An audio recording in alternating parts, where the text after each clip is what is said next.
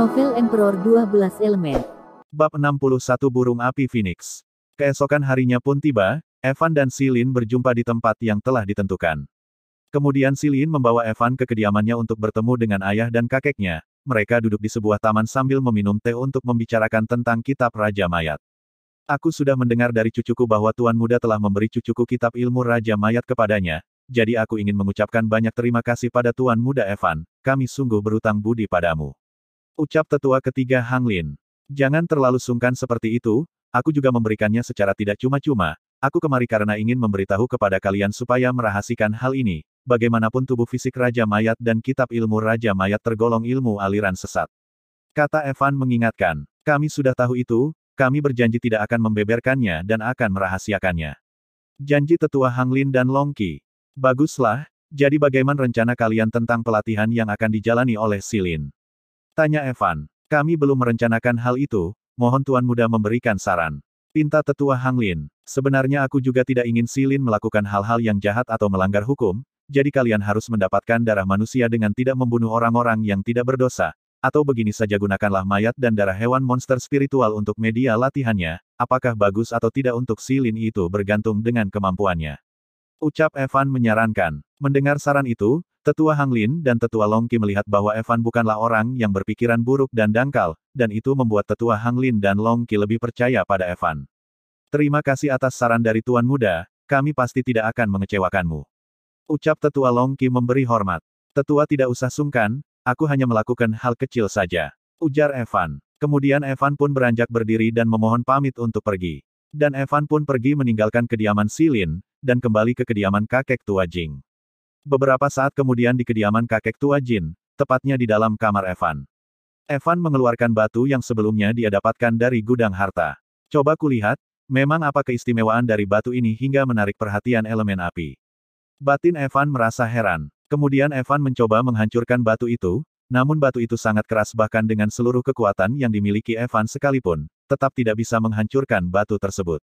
Sial, batu apa ini? Keras sekali. Ucap Evan merasa kesal dan marah. Coba kau bakar dengan api ajaib, kurasa itu akan bisa menghancurkan batu itu. Saran elemen api. Evan mendengarkan saran dari Apu, Evan pun mencoba membakarnya dengan api ajaib miliknya, dan benar saja batu itu retak sedikit demi sedikit. Hahaha berhasil. Ucap Evan yang terus membakar batu itu hingga benar-benar menghancurkan batu itu. Beberapa saat kemudian Evan telah mengerahkan seluruh kemampuannya dan akhirnya batu itu pun akan hancur. Krak-krak. Batu itu pecah sedikit demi sedikit dan, CTAAR. Akhirnya batu itu pun hancur. Namun dari batu tersebut keluar api yang sangat panas dengan wujud seekor burung phoenix, hingga burung itu menghancurkan atap kamar Evan. Hahaha akhirnya aku bisa keluar setelah terkurung sangat lama, terima kasih manusia karena telah mengeluarkan aku. Ucap burung api itu berbicara kepada Evan.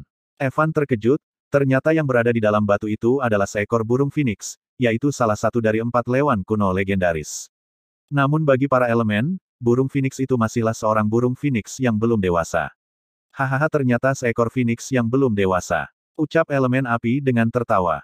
Belum dewasa. Ucap Evan bertanya dengan nada bingung dan penasaran.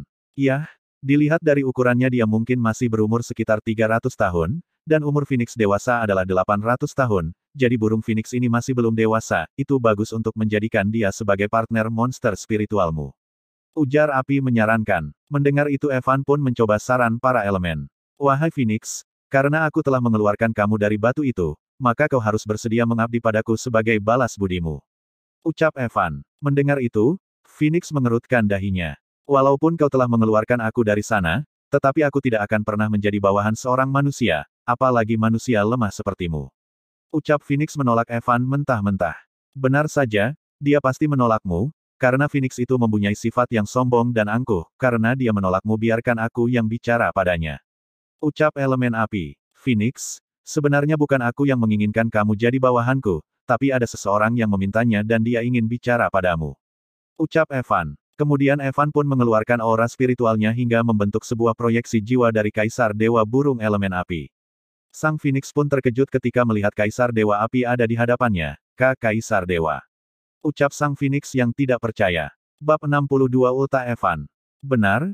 Aku adalah Kaisar Dewa Burung Api, namun sekarang aku hanyalah sebuah roh jiwa di dalam tubuhnya, aku hanya ingin kau menjadi bawahannya selama dia hidup dan membantunya. Setelah itu kau boleh pergi, kau pasti tahu hidup manusia tidaklah lama, dan itu hanya waktu yang singkat bagimu. Walau kau tidak bisa menerima permintaan manusia, kau pasti bisa menerima permintaan dariku kan, ujar api pada burung Phoenix. Ini, maaf aku mungkin tetap tidak bisa menerimanya. Ucap Phoenix tetap menolak. Melihat bahwa permintaan api tetap ditolak oleh Phoenix, para elemen yang lain pun menunjukkan dirinya. Kalau kau tidak bisa menerima permintaan dari Dewa Api, bagaimana dengan kami? Para elemen gelap, angin, dan daun ikut muncul, dan itu membuat Sang Phoenix benar-benar terkejut dan tidak bisa lagi menolak permintaan itu. Kenapa kalian bisa ada di dalam tubuh anak manusia ini? Tanya Phoenix dengan terkejut. Sebenarnya tidak hanya kami berempat saja, masih ada 7 lainnya, namun dengan kekuatan Evan yang sekarang masih belum bisa mengeluarkan kami semua. Jawab angin. Berarti 12 penguasa elemen ada di dalam tubuh seorang bocah manusia ini. Tanya Phoenix terkejut juga heran. Yah, kami tidak bisa menceritakannya padamu, jadi bagaimana dengan permintaan kami, untuk kamu menjadi hewan monster spirit Evan? Tanya gelap. Aku mau bagaimana lagi, semua penguasa elemen yang memintanya bagaimana mungkin aku akan menolak. Ucap Phoenix yang menerima, menyetujui, dengan terpaksa. Baguslah, kalau seperti itu kami akan kembali ke tubuh anak ini, dia mungkin sudah tidak sanggup lagi menahannya. Ujar gelap. Kemudian para elemen kembali masuk ke dalam tubuh Evan. Evan pun sadar. Bagaimana? Apa kau setuju? Tanya Evan kepada Phoenix. Dasar manusia licik, baiklah aku kan menyetujui permintaanmu. Ucap Phoenix dengan sikap sombongnya. Kemudian burung Phoenix berubah menjadi sebuah kalung giok berbentuk burung Phoenix berwarna merah cerah di telapak tangan Evan. Evan, kalung Phoenix ini akan sangat bermanfaat untuk kekasih kecilmu itu. Ujar api. Api Phoenix bisa menghangatkan tubuh kekasih kecilmu itu dan bisa menekan efek dingin kutukannya. Kata api. Tanda hubung tanda hubung tanda hubung tanda hubung tanda hubung tanda hubung tanda hubung tanda hubung tanda hubung tanda hubung tanda hubung tanda hubung tanda hubung tanda hubung tanda hubung tanda hubung. Singkat cerita hari ulang tahun Evan pun tiba. Di malam hari, semua teman-teman Evan datang ke kediaman kakek Jing untuk menghadiri dan merayakan hari ulang tahun Evan. Bahkan para tetua juga ikut hadir untuk meramaikan, orang-orang memberi ucapan selamat dan hadiah pada Evan. Evan tidak mengira bahwa dia akan merayakan ulang tahunnya lagi setelah dia diusir dari kerajaannya, dan bahkan perayaan kali ini dihadiri oleh orang-orang yang benar-benar tulus padanya. Aku akan bersulang segelas arak untuk teman-teman dan para tetua yang sudah merepotkan diri datang ke sini untuk merayakan dan meramaikan hari ulang tahunku. Ayo sungguh merasa tersanjung. Ucap Evan dengan senyuman yang penuh rasa senang dan kebahagiaan. Bersulang. Semua orang merasa bahagia dan bersenang-senang di malam itu, canda tawa dan gurauan membuat malam itu menjadi ramai. Kemudian Ririn dengan penutup wajahnya datang menghampiri Evan yang sedang berbincang dengan Qin dan Tang Chen. Evan, panggil Ririn dengan suara pelan yang penuh kelembutan. Ekem, sepertinya kekasihmu sudah datang, kami berdua tidak akan mengganggu kalian berdua, kami pergi ke sana dulu. Ujar Qin San. Kemudian Qin San dan Tang Chen yang mengerti situasi pun pergi meninggalkan Evan agar berdua dengan Ririn. Nih, ini adalah syal yang aku janjikan waktu itu sebagai hadiah di hari ulang tahunmu. Maaf mungkin barang tidak bagus dan kurang berharga, jika kamu tidak suka kamu boleh membuangnya, ujar Ririn yang memberikan Evan sebuah syal yang ia buat beberapa waktu lalu. Kamu bicara apa sih? Tidak penting mau berharga atau tidak, asal itu pemberian darimu aku pasti menyukainya dan pasti akan aku jaga sebaik mungkin, bahkan jika harus mempertaruhkan nyawaku. Ucap Evan sembari mengusap kepala Ririn. Seketika wajah Ririn langsung memerah karena malu, apa yang kau lakukan? Ucap Ririn mundur untuk menghindari Evan yang mengusap kepalanya. Jangan sentuh kepalaku seperti itu. Pinta Ririn dengan wajah merona. Basanya juga tidak apa-apa kalau aku mengusap kepala kamu seperti ini, ucap Evan sedikit heran. Tetapi di sini banyak orang. Ucap Ririn. Evan menyadari kalau ternyata Ririn merasa malu jika dia memperlakukannya seperti itu di depan banyak orang. Namun Evan yang melihat Ririn yang malu seperti itu sungguh sangat mengemaskan dan ingin rasanya mencubit dan meremas pipi Ririn. Maaf, soalnya aku sudah terbiasa jadi kelepasan, jadi maaf ya, ucap Evan meminta maaf dengan lemah lembut. Ririn pun tersenyum senang menerima permintaan maaf Evan, melihat Ririn yang tersenyum Evan pun turut merasa senang. Ririn aku juga punya sebuah hadiah yang ingin aku berikan kepadamu, kemarilah. Ujar Evan. Ririn menjadi penasaran dan dia pun mendekat ke Evan. Kemudian Evan memasangkan kalung Phoenix yang sebelumnya dia dapatkan di leher Ririn. Evan sengaja memperlama memasangkan kalungnya supaya Evan bisa memeluk Ririn cukup lama. Kenapa lama sekali? Tanya Ririn. Oh maaf, bagaimana? Apa kamu suka? Tanya Evan. Ririn mengangguk dengan raut wajah tersenyum senang. Baguslah kalau kamu menyukainya, jadi apakah aku akan dapat hadiah ciuman sebagai balasan kalungnya? Tanya Evan meminta sebuah ciuman. Tidak akan, ucap Ririn dengan dingin sembari berjalan pergi meninggalkan Evan. Dasar gadis dingin pelit. Batin Evan. Bab 63, pergi ke markas prajurit serigala. Acara ulang tahun Evan pun akhirnya berakhir, Evan yang dalam keadaan teler karena mabuk dipapa oleh Ririn ke kamarnya. Ayo, ayo minum lagi, ambilkan aku satu cawan lagi, aku masih ingin minum Evan terus berbicara dalam keadaan mabuk. Sudah mabuk saja masih ingin minum lagi, dasar pria bodoh, ucap Ririn yang jengkel sambil memapa Evan ke kamarnya. Sesampainya di kamar Evan, Ririn membaringkan Evan, namun, Ririn ditahan oleh Evan dengan memegang tangannya. Jangan pergi, aku hanya ingin memiliki teman, kenapa kalian semua mengkhianatiku? Padahal aku sudah memperlakukan kalian semua dengan baik, tunggu saja, aku pasti akan membunuh kalian yang sudah mengkhianatiku. Evan terus bergumam tentang dia yang telah dikhianati dan ditinggalkan, dan ingin membalas dendam. Melihat Evan yang seperti itu, Ririn duduk dan mencoba menenangkan Evan, kamu tenanglah. Aku tidak akan meninggalkanmu, kamu tidurlah yang tenang maka kamu akan bermimpi indah, ucap Ririn menenangkan Evan. Evan pun tenang setelah Ririn mengucapkan itu, kemudian Ririn berjalan keluar dari kamar Evan, namun baru saja Ririn berbalik badan, Evan mengatakan sesuatu yang membuat Ririn berhenti sejenak. Ririn, jangan pergi. Temani aku. Evan mengucapkannya dalam keadaan tidak sadar, mendengar permintaan Evan yang dalam keadaan tidak sadar, Ririn kembali dan tidur bersama Evan. Esok pagi. Ririn maafkan aku, maaf, ucap sambil berlutut. Mendengar Evan berteriak Ririn langsung terbangun, dan melihat Evan yang berlutut dan meminta maaf padanya karena telah tidur bersamanya, iya tidak apa, Ririn mengucapkannya sambil tersenyum. Melihat Ririn yang tidak marah seperti biasanya, Evan merasa heran, kamu tidak marah. Ririn tersenyum sambil menganggukkan kepalanya, melihat itu Evan merasa aneh, tidak marah, tetapi baguslah. Ucap Evan di dalam hatinya. Kemudian kakek Jing dan Cao Cao yang tadi mendengar teriakan Evan, datang ke kamar Evan dan mendobrak pintu, lalu kakek Jing dan Cao Cao melihat Evan dan Ririn tidur di satu ranjang yang sama, Kak Evan dan Kak Ririn sedang apa? Ucap Cao Cao bertanya dengan polosnya, kakek Jing langsung menutup mata Cao Cao supaya tidak melihat, hahaha kalian jangan hiraukan kami. Kalian lanjutkan saja, kakek Jing membawa Cao Cao pergi dengan secepat kilat. Singkat cerita Evan pergi ke markas prajurit bayaran serigala sendirian untuk melihat kabar mereka yang habis menjalankan misi untuk berperang di kota salju merah darah. Bagaimana perjalanan misi kalian di kota salju merah darah? Tanya Evan kepada Wolf. Misi kali ini sungguh sangat bermanfaat untuk perkembangan prajurit serigala, walaupun kita kehilangan beberapa prajurit itu setimpal dengan keuntungan yang kita dapat. Jawab Wolf dengan senang. Kenapa kamu terlihat? Kita kehilangan nyawa kita, seharusnya kita belajar dari ini, supaya kita tidak kehilangan nyawa teman kita lagi di medan tempur, kita harus bisa meminimalisir nyawa yang hilang di setiap pertempuran yang akan kita jalani ke depannya. Ucap Evan dengan tegas. Mendengar perkataan Evan, Wolf sadar, tidak penting seberapa besar keuntungannya yang paling penting tetaplah nyawa, baik tetua, saya akan mengingat perkataan tetua. Ucap Wolf sambil memberi hormat. Bagus, tidak perlu sebesar apapun keuntungan, tetapi tetaplah nyawa yang menjadi prioritas utama. Ucap Evan mengingatkan. Mereka pun berjalan-jalan untuk melihat bagaimana kondisi dan perkembangan pasukan bayaran serigala, hingga mereka sampai di tempat para prajurit bertarung dan beradu kekuatan. Bab 64, Kota Salju Merah Darah. Ketua, di sini adalah tempat kami berlatih dengan beradu kekuatan. Ucap Wolf. Evan terus memperhatikan pertarungan antar prajuritnya dengan seksama, sekarang kita memiliki berapa prajurit? Tanya Evan sembari terus memperhatikan pertarungan. Sebelumnya banyak orang yang datang untuk masuk ke dalam prajurit bayaran serigala, sekarang kita memiliki sekitar 800 orang prajurit, dan semuanya adalah seorang petarung. Bagus, puji Evan. Kemudian ada seorang prajurit yang datang membawa sebuah pesan, Ketua. Ketua, panggil prajurit tersebut. Ketua, kita mendapat sebuah surat dari Jenderal Liu Changla dari kota salju merah darah. Ucap prajurit itu sambil memberikan sebuah surat kepada Wolf. Kemudian Wolf memberikan surat tersebut kepada Evan, Evan pun membacanya ternyata isi surat tersebut adalah sebuah undangan perjamuan untuk merayakan kemenangan kota salju merah darah.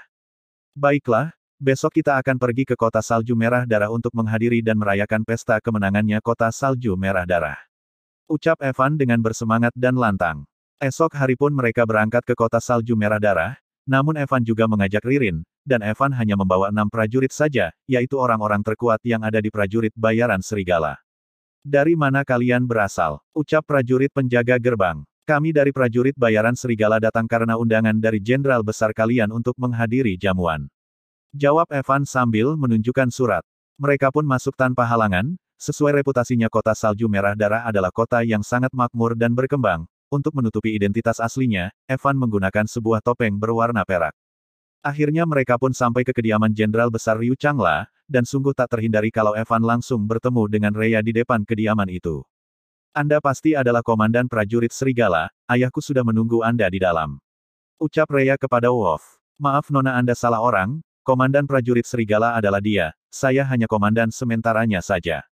Ucap Wolf. Dia terlihat sangat muda tetapi sudah menjadi seorang pemimpin dari prajurit yang begitu hebat. Guman Rhea. Hohoho maaf kalau begitu, ini salah saya karena tidak dapat mengenali Anda dengan baik. Ayo silahkan masuk, Rhea mengantar Evan dan teman-teman masuk. Setelah masuk Evan dan teman-teman disambut dengan hangat oleh para petinggi di sana, termasuk Jenderal Besar Ryu Changla ayah dari Rhea Changla.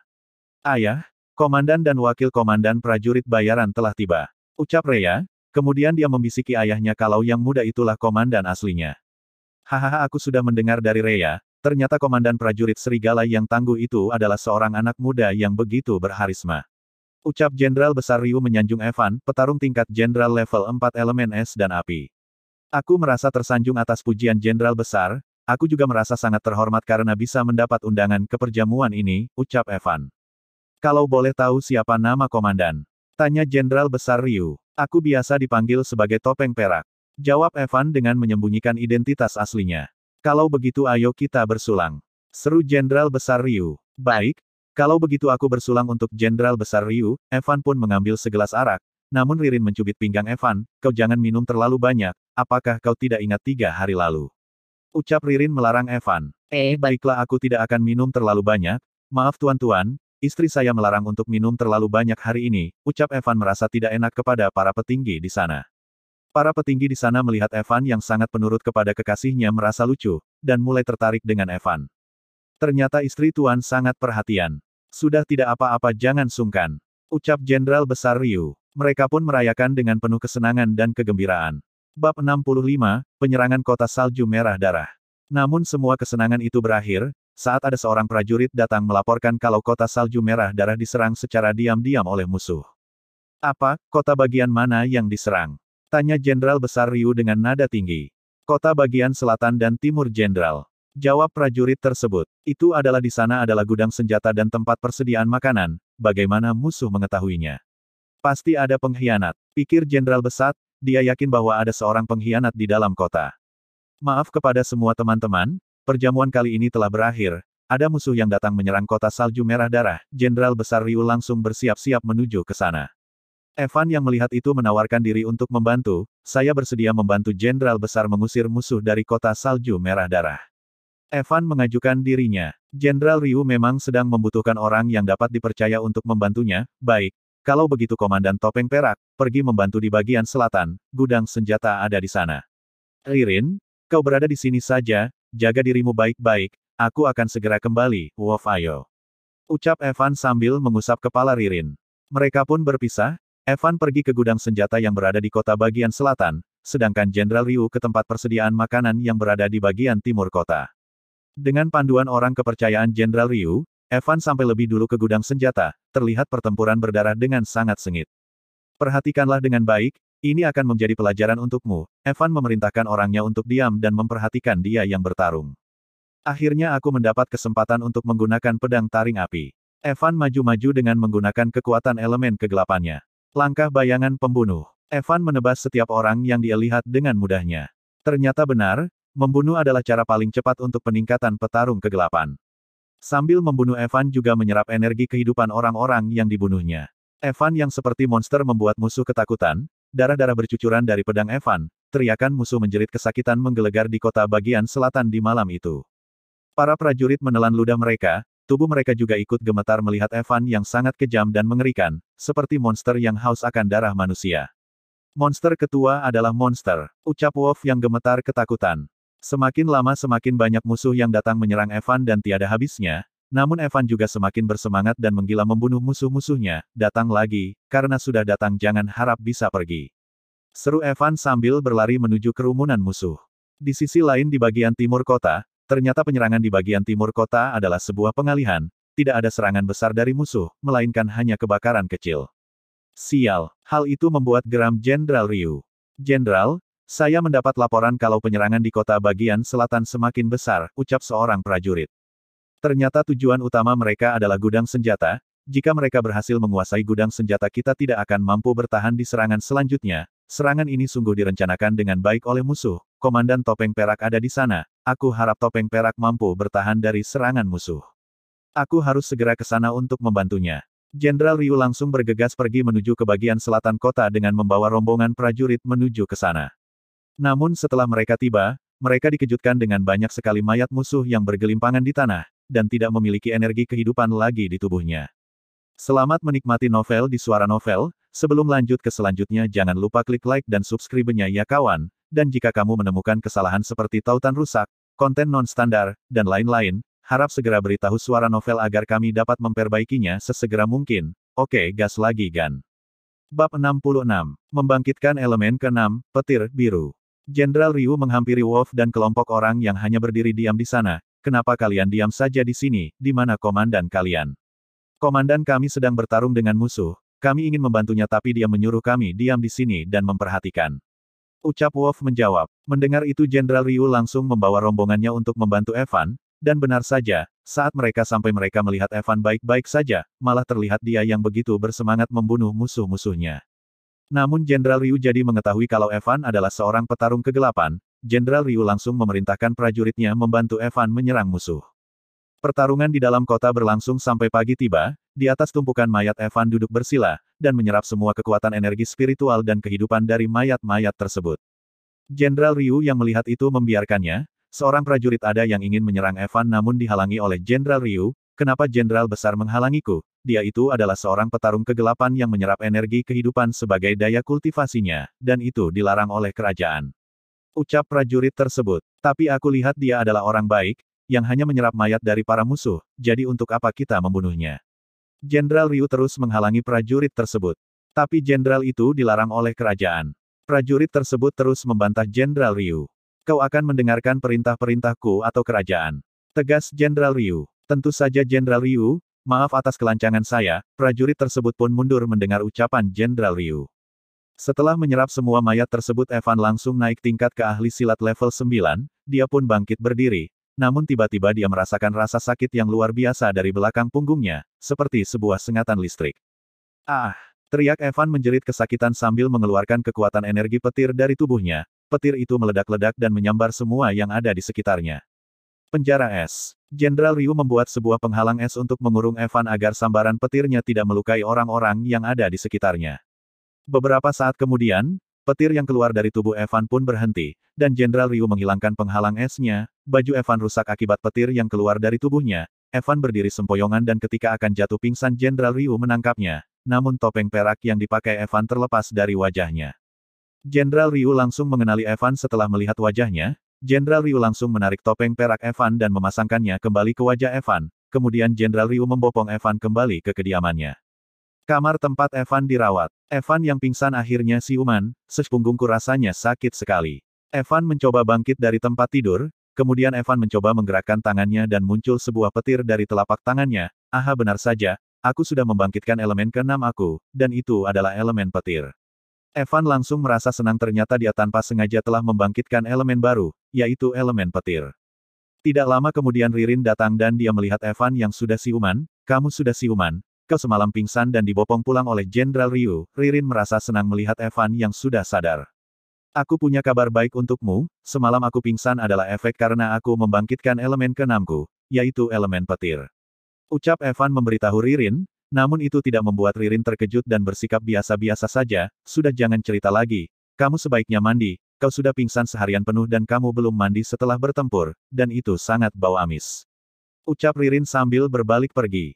Bab 67. Rencana pembantaian. Singkat cerita, Evan dipanggil oleh Jenderal Ryu ke ruangannya. Evan pun datang dengan menggunakan topeng peraknya. Di ruangan itu tidak ada orang lain selain Evan dan Jenderal Ryu. Ada urusan apa Jenderal Ryu memanggil saya? Bagaimana kondisi tubuhmu Komandan? Evan. Jenderal Ryu yang sudah mengetahui kalau Komandan topeng perak itu Evan, tidak ingin berbasa-basi lagi. Evan pun tertawa, sebaik apapun dia menyembunyikan identitasnya, pasti akan tetap diketahui oleh orang lain. Evan membuka topengnya, ternyata Jenderal Ryu sudah menyadarinya. Ternyata Tuan Muda Pangeran tidak seperti rumor yang beredar, kau ternyata sangat berbeda. Kata Tuan Muda dan Pangeran sudah tidak lagi cocok dengan aku, jadi Jenderal panggil aku si topeng perak. Baik, kenapa kamu menyembunyikan dirimu? Tanya Jenderal Ryu. Jenderal pasti tahu alasannya. Jawab Evan. Baik, aku tidak akan bertanya tentang hal itu lagi, ayo kita bicarakan hal lain. Kudengar kamu berada dalam satu sekte dengan putriku Rhea, aku dengar kalian ada sebuah perjanjian pertarungan 3 minggu lagi. Hal itu hanyalah sebuah salah paham, aku juga tidak ingin mengungkitnya, jawab Evan. Tapi aku ingin meminta bantuanmu untuk memberikan pelajaran kepada Rhea, jadi kau jangan mengalah padanya di kompetisi nanti. Pinta Jenderal Ryu. Kenapa harus saya? Evan heran dengan permintaan Jenderal Ryu. Karena kamu yang paling cocok, kamu juga tahu sikap Rhea yang begitu sombong dan angkuh. Dia tidak tahu bagaimana cara memperlakukan teman, jadi dia selama ini sangat sulit untuk mencari seorang yang dapat dipercaya karena sikapnya itu, jadi aku berharap kamu dapat membantunya. Baiklah, aku akan mencobanya. Evan pun menyetujui permintaan Jenderal Ryu. Evan, aku juga ingin menyampaikan sesuatu yang amat penting, ini tentang Sekte Matahari Merah. Terlihat Jenderal Ryu ingin menyampaikan sesuatu yang sangat penting kepada Evan. Sekte Matahari Merah, ada apa dengan sekte? Mungkin hari kompetisi kali ini adalah hari terakhir Sekte Matahari Merah. Hari terakhir, apa yang sedang Jenderal ingin katakan? Evan menjadi sangat serius saat mendengar ucapan Jenderal Ryu. Sebenarnya di dalam Sekte Matahari Merah sudah banyak orang yang menjadi pengkhianat. Para pengkhianat itu bekerja sama dengan Kerajaan Xiao dan sekte-sekte lainnya untuk melenyapkan Sekte Matahari Merah. Kenapa mereka ingin melenyapkan Sekte Matahari Merah? Bukankah Sekte Matahari Merah adalah sekte terbesar di Kerajaan Xiao? Evan semakin penasaran. Ya, karena itulah sebabnya, Sekte Matahari Merah adalah sekte terbesar di Kerajaan Xiao, namun juga terlemah, walaupun Sekte Matahari Merah memiliki murid terbanyak, namun murid yang berbakat sangatlah sedikit, dan itu sangat menyia-nyiakan sumber daya yang berlimpah yang ada di Sekte Matahari Merah. Beberapa waktu lalu Kerajaan Xiao ingin merekrut murid-murid berbakat dari Sekte Matahari Merah untuk berperang, namun Sekte Matahari Merah menolak, karena permintaan dari kerajaan akan membuat Sekte Matahari Merah menjadi lemah. Beberapa waktu lalu dari kabar yang beredar, Kerajaan Xiao ingin membangun sebuah akademi militer, dan semua sekte yang berada dalam wilayah Kerajaan Xiao akan disatukan menjadi satu, dan bagi sekte yang menolak maka akan langsung dilenyapkan. Namun akademi militer tersebut hanya mementingkan kualitas bukan kuantitas, sedangkan Matahari Merah memiliki kuantitas tapi tidak dengan kualitas, namun memiliki sumber daya yang paling besar. Jenderal Ryu menjelaskan dengan panjang lebar. Jadi, kerajaan hanya ingin mengambil sumber dayanya saja, namun tidak dengan murid-murid yang ada di sana, jadi mereka ingin membantai seluruh murid yang tidak memiliki kualifikasi mereka, dan merekrut murid-murid berbakatnya saja, dengan begitu mereka juga menghemat sumber daya yang ada dan menghilangkan bibit-bibit masalah yang akan datang di masa depan. Ucap Evan yang langsung mengerti. Bab 68. Taman. Kalau boleh tahu siapa saja pengkhianat yang ada di dalam Sekte Matahari Merah? Evan sangat penasaran. 6 murid elit dan 2 tetua Sekte Matahari Merah. 2 tetua sekte, apakah tetua Moling dan Mo Wusang? Ternyata kau cukup tahu, benar. Mereka adalah pengkhianat terbesar yang ada. Ternyata apa yang dikatakan oleh si pria tua yang ada di Gunung Api Penyucian memang benar, mereka ternyata bukan orang yang baik. Seorang pengkhianat tidak pantas hidup di dunia ini. Evan sangat geram dan menggenggam tangannya dengan sangat kuat. Jadi apakah Jenderal Ryu punya rencana? Aku sebagai alumni murid Sekte Matahari Merah, ingin menyelamatkan sekte yang telah membuatku menjadi kuat seperti sekarang ini, jadi aku butuh bantuanmu Evan. Katakan apa yang perlu aku lakukan, aku pasti akan berusaha sebaik mungkin, karena Sekte Matahari Merah jugalah rumah bagiku. Kemudian mereka pun membahas rencana dengan matang, setelah mereka sudah selesai membahas rencana Evan keluar dari ruangan itu, dan tidak disangka ternyata Rhea telah menunggunya di depan pintu. Komandan Topeng Perak membahas apa dengan ayahku, sepertinya sangat penting. Rhea bertingkah sangat berbeda. Kali ini Rhea bertingkah centil di depan Evan yang menyamar menjadi topeng perak, kenapa dia bertingkah aneh, tidak seperti biasanya. Gumam Evan, hanya membahas tentang menyelamatkan nyawa orang-orang, biasalah menjadi seseorang yang kuat dan berkuasa pasti tanggung jawab yang diterima juga semakin besar. Ucap Evan dengan ramah. Ternyata membahas tentang itu. Rhea merasa kecewa mendengar jawaban Evan. Evan melihat ekspresi Rhea seperti kecewa, kamu tidak apa-apa. Tanya Evan. Tidak apa-apa? Komandan Topeng Perak pasti belum pernah melihat kediaman kami, ayo, biar saya ajak Anda berkeliling di kediaman kami. Kemudian Rhea dan Topeng Perak berkeliling di kediaman Jenderal, hingga mereka sampai di suatu taman yang penuh dengan bunga warna-warni dan pohon yang ada ayunannya, kemudian Rhea duduk di ayunan tersebut dengan Evan berdiri di sampingnya. Tuan Komandan, apakah Anda suka tempat ini? Ucap Rhea sambil berayun pelan.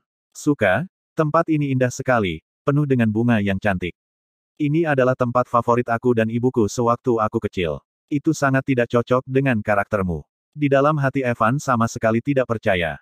Namun semenjak ibuku meninggal, aku tidak pernah datang ke sini lagi, karena setiap aku datang ke sini aku merasa sangat sedih, karena mengingat orang yang paling penting bagiku sudah tiada.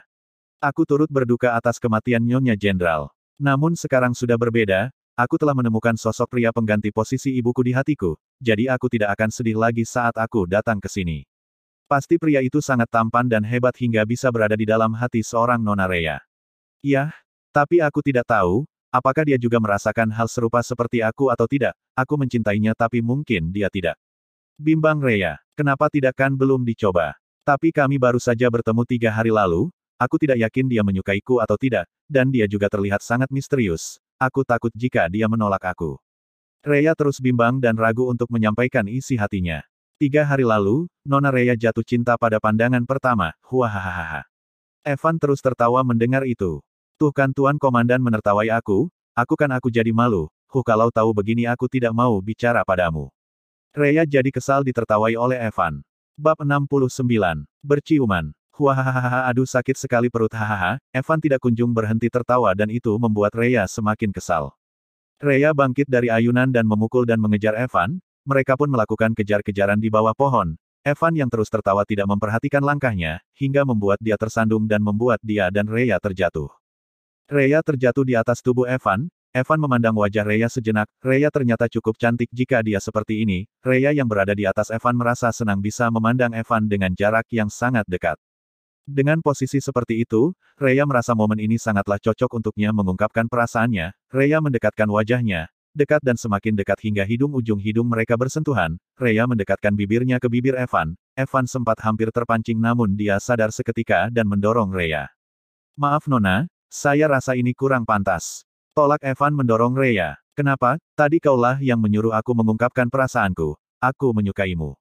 Aku menyukaimu sejak pertama kali kita bertemu. Mengapa kau menolak aku? Evan terkejut mendengar bahwa dialah orang yang disukai oleh Rhea, dan jika dipikir-pikir semua ucapan yang tadi Rhea katakan memang sangat tertuju pada Evan. Maaf Nona Rhea, saya tidak bisa menerima perasaanmu, karena aku sudah memiliki orang yang aku sukai. Ucap Evan menolak Rhea. Mendengar penolakan Evan yang terang-terangan membuat Rhea sangat sedih, namun Rhea tetap tidak mau menyerah. Topeng perak, walaupun kau menolak aku sekarang, tetapi aku terus berusaha agar kau menerimaku di masa depan, aku tidak akan menyerah untuk membuat kamu menerimaku. Mendengar perkataan Rhea, Evan menghela nafasnya dan bangkit berdiri. Nona Rhea, mungkin kau akan menarik perkataanmu itu jika aku membuka topengku dan menunjukkan wajahku. Evan berbalik dan berjalan pergi meninggalkan Rhea. Aku tidak peduli wajahmu seperti apa, aku akan tetap mencintaimu apa adanya. Evan berjalan sambil tersenyum dan bergumam, jika kau tahu bahwa kau mengungkapkan cintamu kepada orang yang kau benci dan ingin kau bunuh 3 minggu lagi, apakah kau tetap akan mengatakan kalau kau cinta padaku? Ucap Evan dalam hatinya. Setelah itu Evan kembali ke tempat dia menginap, dan menghampiri Ririn yang sedang bermain dengan Limao. Evan tersenyum senang melihat Ririn, bagaimanapun tetap Ririnlah yang paling aku cintai. Gumam Evan. Ririn yang menyadari Evan kembali langsung berbalik dan memandangi Evan yang tersenyum-senyum sendiri. Evan, kenapa kau tersenyum-tersenyum seperti itu, apa yang sedang kau pikirkan? Tanya Ririn sambil menggendong Limao. Evan berjalan mendekat kepada Ririn hingga membuat Ririn terpojok, apa yang sedang ingin kau lakukan? Tanya Ririn sambil mencondongkan tubuhnya ke belakang. Evan menarik pinggang Ririn dan memeluknya, kemudian Evan mencium bibir Ririn. Ririn melepas Limao dari tangannya dan mencoba mendorong tubuh Evan namun tidak bisa. Karena sekarang Evan sudah lebih kuat dari Ririn, Ririn pun terpaksa menerima ciuman dari Evan hingga Evan menyelesaikan ciumannya. Evan melepaskan ciumannya namun tidak dengan pelukannya. Ririn yang terlepas dari ciuman Evan langsung memalingkan wajahnya yang merah merona. Apa yang kau lakukan? Kalau tidak diambil sekarang nanti keburu diambil orang. Maaf ya, aku tiba-tiba melakukannya. Kamu pasti terkejut, lembut Evan kepada Ririn. Lain kali harus minta izin padaku. Maaf ya. Lain kali aku akan izin kepadamu sebelum melakukannya. Ririn merasa senang melihat Evan yang sangat penurut, dan Ririn pun juga memeluk Evan dan menyandarkan kepalanya ke dada Evan, melihat Ririn yang manja Evan membelai rambut Ririn dan menciumnya. Bab 70. Rencana pelarian tanda pagar 1. Singkat cerita Evan telah kembali ke Sekte Matahari Merah. Evan memberitahu orang-orang terdekatnya satu persatu. Kediaman kakek Jing. Pembantai. Teriak kakek Jing. Benar, jadi aku ingin meminta bantuan padamu untuk membawa Cao Cao dan Ririn pergi saat itu juga, dan aku akan tinggal dan mengulur waktu untuk kalian, pinta Evan. Mendengar permintaan Evan, kakek Jing terdiam, namun tiba-tiba Ririn datang, aku tidak setuju, kenapa kamu harus tinggal, mengapa kamu tidak pergi dengan bersama dengan kami? Tanya Ririn. Jika aku pergi bersama dengan kalian, itu akan sangat menarik perhatian musuh. Karena aku sudah terlalu mencolok di dalam sekte, dan aku juga ingin menyelamatkan murid sekte sebanyak yang aku bisa. Kediaman Silin. Apa? Pembantaian? Kakak besar jangan bercanda. Kerajaan tidak mungkin melakukan hal sekeji itu. Kaget Silin yang tidak percaya. Apa aku terlihat seperti bercanda, Silin? Terkadang apa yang kamu lihat itu, tidak sepenuhnya benar, besok aku ingin semua anak buah kamu berkumpul di sini, aku ingin memberikan perintah. Ucap Evan dengan lugas. Baik Kak Evan. Di sebuah kedai teh, Evan mengumpulkan teman-temannya, San, Yun, dan Chen. Pembantaian. Kompak mereka. Kau jangan menyampaikan omong kosong ini kepada kami. Kau gila, ucap Chen. Kau jangan berteriak. Evan membungkam mulut Chen. Evan, kau jangan bercanda dengan hal serius seperti itu. Kau akan dianggap sebagai pengkhianat nantinya. Yun memperingati. Benar? Apalagi ini hal tentang pemberontakan dan pembantaian besar-besaran, kau jangan bercanda. Ucap Yun. Apa hal seserius ini patut dibuat bahan bercanda? Aku tidak bercanda. Jika kalian tidak percaya padaku maka tetap tinggallah dan lihat sendiri, tapi aku berharap kalian sudah pergi dari sini sebelum hal itu terjadi. Evan pergi meninggalkan mereka bertiga dengan kecewa. Di suatu tempat, Evan menemui tetua pertama kepala sekte. Evan, kau datang padaku ingin menyampaikan hal penting apa? Tanya tetua sambil membelakangi Evan. Aku ingin menyampaikan pada kepala sekte, kalau sekarang sekte berada dalam bahaya besar. Ucap Evan. Oh, bahaya besar apa itu? Hingga membuat kamu begitu serius. Jawab kepala sekte dengan santai. Kepala sekte pasti tahu kalau kerajaan Xiao ingin membangun sebuah akademi, dan ingin menyatukan seluruh sekte besar maupun yang kecil untuk masuk ke dalam akademi tersebut, namun mereka mementingkan kualitas dan bukan kualitas, jadi kerajaan hanya akan menerima murid-murid berbakat saja dan akan membuang murid-murid yang tidak masuk kualifikasi mereka, dan sekarang mereka kekurangan sumber daya yang cukup besar. Jadi kepala sekte pasti tahu kalau kita tidak memiliki kedua kualifikasi tersebut, namun kita memiliki sumber daya yang paling besar dibandingkan dengan sekte lainnya, dan aku mendengar kalau kerajaan akan datang ke sini pada hari kompetisi, untuk mengambil semua sumber daya yang kita miliki, mereka juga akan melakukan pemilihan murid-murid berbakat untuk dimasukkan ke dalam akademi kerajaan, dan bagi yang tidak memiliki kualifikasi maka akan dilenyapkan. Tujuannya adalah, mereka ingin menguasai sumber daya kita dan murid-murid berbakat yang ada di sekte, mereka membunuh yang tidak masuk kualifikasi agar juga bisa menghemat sumber daya yang mereka miliki, sekaligus membungkam dan mencegah pemberontakan di masa depan. Kau mengatakan ini semua, apakah perkataanmu ini bisa dipercaya, dan dari mana kau mengetahui semua hal ini? Tanya kepala sekte. Jenderal Besar Liu Changla, saya diminta olehnya untuk menyampaikan semua ini karena dia ingin menyelamatkan sekte yang telah membuatnya seperti sekarang ini. Jawab Evan. Hao anak ini, gumam kepala sekte.